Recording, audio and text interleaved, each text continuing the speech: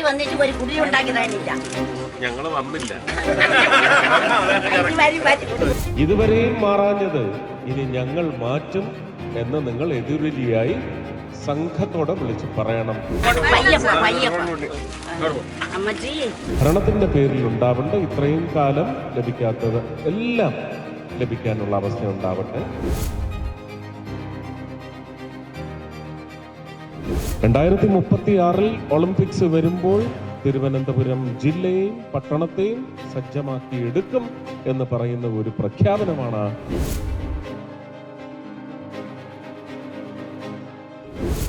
ഒരുപക്ഷെ ഇങ്ങനെ ഒരു ദുഷിച്ച രാഷ്ട്രീയ സംസ്കാരത്തിന് തന്നെ പുതിയ ഒരു കുറിപ്പെഴുതുന്ന ഒരു സംവിധാനം വരണം.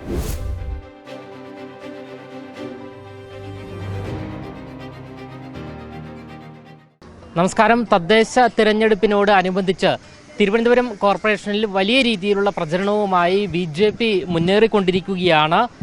നിലവിലിപ്പോൾ തൈക്കാട് വാർഡിലെ പൗണ്ടുകുളം നിവാസികൾക്കൊപ്പം കേന്ദ്രമന്ത്രിയായ ശ്രീ സുരേഷ് ഗോപി ഇപ്പോൾ പങ്കെടുക്കുകയാണ്. ഈ പൗണ്ടുകുളം നിവാസികളെ കാണുവാനും അതുകൂടാതെ തൈക്കാട് വാർഡിലെ BJP സ്ഥാനാർത്ഥിയായ ശ്രീ കസ്തൂരി അനിരുദ്ധിന് വോട്ട് അഭ്യർത്ഥിച്ചുകൊണ്ടും പൗണ്ടുകുളം നിവാസികളെ കാണുവാൻ വേണ്ടി BJP സ്ഥാനാർത്ഥിയും കേന്ദ്രമന്ത്രിയും നിലവിലിപ്പോൾ എത്തിച്ചേരുകയാണ്.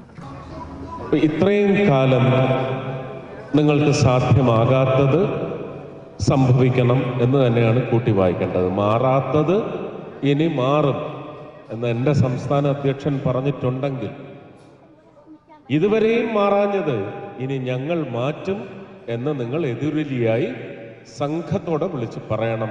അത് നിങ്ങളുടെ വോട്ടിംഗ് നിശ്ചയത്തിലുണ്ടാകും. മാറ്റങ്ങൾ കൊണ്ടുവരണമെങ്കിൽ അതിൻ്റെ ആദ്യത്തെ വരി കുറിക്കേണ്ടത് നിങ്ങളാണ്. അത് ഈ ഹൃദയവിരൽ ചാർത്തി മണ്ണിന് വേണ്ടി, ഈ രാജ്യത്തിന് വേണ്ടി നിങ്ങൾ വോട്ട് ചെയ്യണം. അത് തദ്ദേശ ഭരണ തെരഞ്ഞെടുപ്പായാലും ശരി തന്നെ ഈ മണ്ണിന് വേണ്ടിയാണ്. നിങ്ങളുടെ ഈ മണ്ണിന് മേലുള്ള അവകാശങ്ങൾക്ക് വേണ്ടിയുള്ള ഒരു ഉറപ്പുവരുത്തലാണ് നിങ്ങൾ ഇത്തവണ ഉറപ്പായിട്ട്. അല്ലെങ്കിൽ അന്ന് ഇറങ്ങിയപ്പോൾ തന്നെ നിങ്ങൾ 82 വർഷമായിട്ട് ഇതാണ് അവസ്ഥയെന്ന് എന്നോട് പറയാൻ പാടില്ല, അല്ലേ? ഒരുപക്ഷെ എല്ലാവരും വരും, പക്ഷേ ഒന്നും ഞങ്ങളുടെ ജീവിതത്തിൽ സംഭവിച്ചിട്ടില്ല എന്ന് പറഞ്ഞിടത്തും എനിക്കൊരു മറുപടി പറയേണ്ടി വന്നു. ഞങ്ങൾ ഇതുവരെ വന്നില്ല, ഞങ്ങളെ വരുത്തൂ എന്ന് പറഞ്ഞത് ഞാൻ ആവർത്തിക്കുകയാണ്. കസ്തൂരിയെ സംബന്ധിച്ച് നിങ്ങൾക്ക് ഒരു പ്രവർത്തകൻ എന്ന നിലയ്ക്ക് നന്നായിട്ട് അറിയാവുന്നതാണ്. അദ്ദേഹത്തിൻ്റെ കുടുംബ പാരമ്പര്യം, രാഷ്ട്രീയ പാരമ്പര്യം എല്ലാം നിങ്ങൾക്കറിയാവുന്ന കാര്യമാണ്. വ്യക്തിയാണ് പ്രധാനം.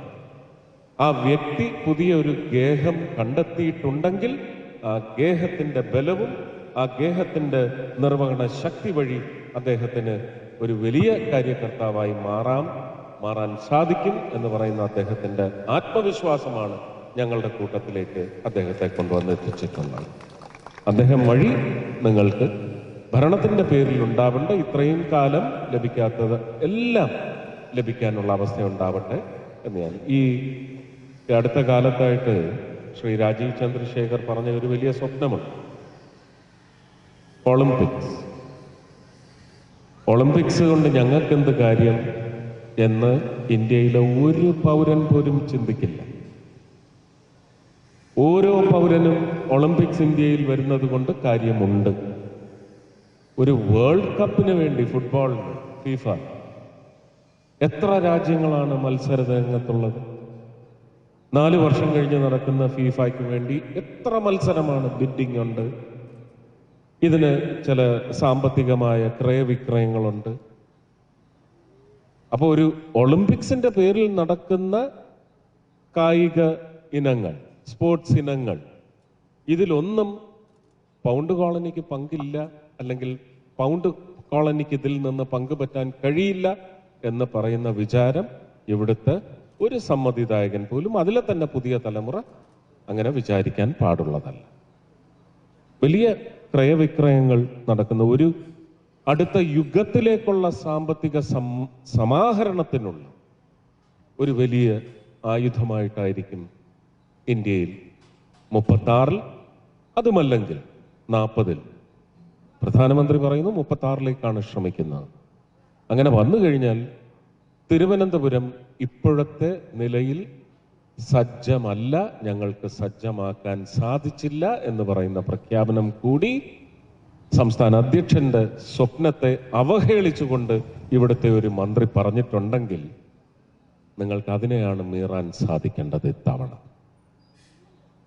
2036 ഒളിമ്പിക്സ് വരുമ്പോൾ തിരുവനന്തപുരം ജില്ലയെയും പട്ടണത്തെയും അതുപോലെ തന്നെ മറ്റ് 13 ജില്ലകളെയും സജ്ജമാക്കി എടുക്കും എന്ന് പറയുന്ന ഒരു പ്രഖ്യാപനമാണ് രാജീവ് ചന്ദ്രശേഖറിന്റെ സ്വപ്നത്തിലുള്ളതെന്ന് നിങ്ങൾ വ്യാഖ്യാനിക്കണം. ആ വ്യാഖ്യാനം നിങ്ങളിൽ എത്തിക്കാനും നിങ്ങളുടെ മനസ്സിൽ പതിവാകാതിരിക്കാനുമുള്ള ശ്രമമാണ് ഇത്തരം വക്രീകരണങ്ങൾ വഴിയും കുത്തിത്തിരിപ്പ് വഴിയും ഒക്കെ.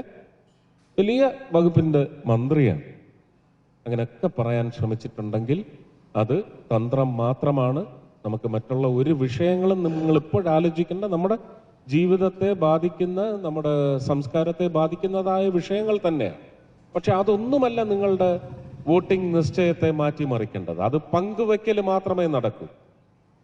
ഈ ദുഷ്കർമ്മങ്ങളിൽ കേമനാര് എന്ന് പറയുന്ന വിലയിരുത്തല് നിങ്ങൾക്ക് അതുവഴി സാധ്യമാകും. നമുക്ക് ദുഷ്കൃത്യങ്ങളിലെയും ദുഷ്കർമ്മങ്ങളിലെയും കേമനയല്ല നമുക്ക് തിരഞ്ഞെടുക്കേണ്ടത്, അല്ലെങ്കിൽ കേമനല്ലാത്ത ആളിനെയും അല്ല തിരഞ്ഞെടുക്കേണ്ടത്. ഒരുപക്ഷെ ഇങ്ങനെ ഒരു ദുഷിച്ച രാഷ്ട്രീയ സംസ്കാരത്തിന് തന്നെ പുതിയ ഒരു കുറിപ്പെഴുതുന്ന ഒരു സംവിധാനം വരണം. താമര ചിഹ്നത്തിൽ വോട്ട് ചെയ്ത് കസ്തൂരിയെ വമ്പിച്ച ഭൂരിപക്ഷത്തോടെ വിജയിപ്പിച്ച് കോർപ്പറേഷൻ ഭരിക്കുന്ന സംഘത്തിലേക്ക് എത്തിക്കണമേ എന്ന് താഴ്മയായി അഭ്യർത്ഥിച്ചുകൊണ്ട് എല്ലാവർക്കും എൻ്റെ സ്നേഹം, നന്ദി, നമസ്കാരം.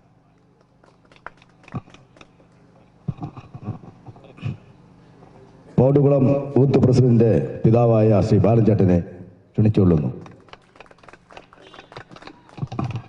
നമ്മുടെ പ്രിയങ്കരനായ കേന്ദ്രമന്ത്രി ശ്രീമാൻ സുരേഷ് ഗോപി ഇവിടെ എത്തിച്ചേർന്നത്, ഇവിടെ ഒരു വലിയൊരു പരിപാടി തിരുവനന്തപുരത്ത് നടക്കുകയാണ്. നേവി ഡേ, രാഷ്ട്രപതി വരുന്ന പരിപാടിയാണ്. ആ പരിപാടിയിൽ ചേട്ടന് പോയി രാഷ്ട്രപതിയെ സ്വീകരിക്കേണ്ട ജോലിയുണ്ട്. ആരോഗ്യ പ്രശ്നങ്ങളുണ്ട്, നടുവേദനയാണ്. എന്നിട്ടും ഈ പൗണ്ട് കുളത്തിൽ എൻ്റെ പ്രത്യേക അഭ്യർത്ഥന അനുസരിച്ച് ഇവിടുത്തെ നിവാസികളെ, ഇവിടുത്തെ പാവപ്പെട്ട ജനങ്ങളെ വന്ന് നേരിൽ കണ്ട് അവരോട് 2 വാക്ക് സംസാരിക്കാൻ, ഒരു 10 മിനിറ്റ് നമ്മോടൊപ്പം ചെലവഴിക്കാനാണ് അദ്ദേഹം സന്നദ്ധത പ്രകടിപ്പിച്ചത്. അദ്ദേഹത്തിന് എല്ലാവരുടെ പേരിലും ഞാൻ നന്ദി രേഖപ്പെടുത്തുന്നു. അദ്ദേഹത്തിൻ്റെ ദീർഘായുസ്സിനും ആരോഗ്യത്തിനു വേണ്ടി പ്രാർത്ഥിച്ചുകൊണ്ട് നന്ദി പറയുന്നു. എന്തായാലും പൗണ്ടുകുളം നിവാസികൾ വീടുൾപ്പെടെയുള്ള നിരവധി പ്രതിസന്ധികൾ നേരിടുന്നുണ്ട്. അപ്പോൾ ഇതിനെല്ലാം തന്നെ പരിഹാരം കാണുവാൻ സാധിക്കുമെന്നാണ് കേന്ദ്രമന്ത്രിയായ ശ്രീ സുരേഷ് ഗോപി നിവാസികളോട് വ്യക്തമാക്കിയിരിക്കുന്നത്. അതുകൂടാതെ BJP സ്ഥാനാർത്ഥിയായ ശ്രീ കസ്തൂരി അനിരുദ്ധിന് വോട്ട് അഭ്യർത്ഥിച്ചുകൊണ്ടുകൂടിയാണ് അദ്ദേഹം പൗണ്ടുകുളം നിവാസികളെ കാണുവാൻ വേണ്ടി ഇന്ന് എത്തിച്ചേർന്നത്. ക്യാമറമാൻ അഖിൽ അശോകിനൊപ്പം അമൽ രുദ്ര, മറുനാടൻ മലയാളി, തിരുവനന്തപുരം.